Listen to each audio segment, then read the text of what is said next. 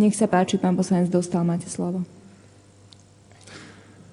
Ďakujem. Opätovne by som chcel oceniť, že pani podpredsednička vlády a ministerka spravodlivosti Žitňanská je nielen prítomná pri prerokovaní tak vážneho bodu, ako je voľba verejnej ochrankyne práv, ale aj k tomu vystúpila a vyjadrila svoj postoj. Je to signál, že vláda by mohla brať vážnejšie novú verejnú ochrankyňu práv. Napokon pani Žitňanská v predchádzajúcom volebnom období bola aj pri voľbe pani Dubovcovej, tak verím, že aj ten nový jej typ sa vydarí, pokiaľ dostane dôveru väčšiny parlamentu.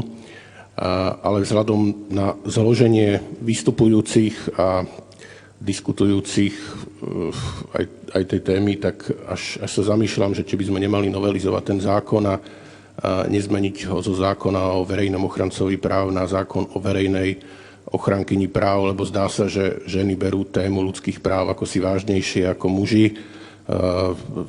Spomedzi vystupujúcich poslancov bolo to tri poslankyne, traja poslanci, hoci ženy netvoria 50% parlamentu.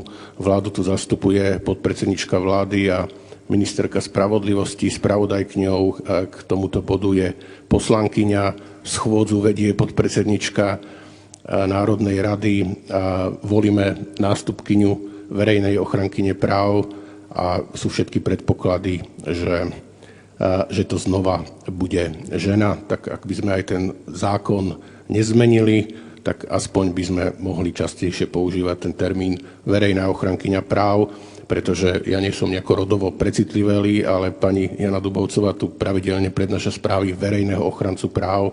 Myslím, že by sa nič nestalo, keby to boli správy verejnej ochrankyne práv minimálne. Ďakujem.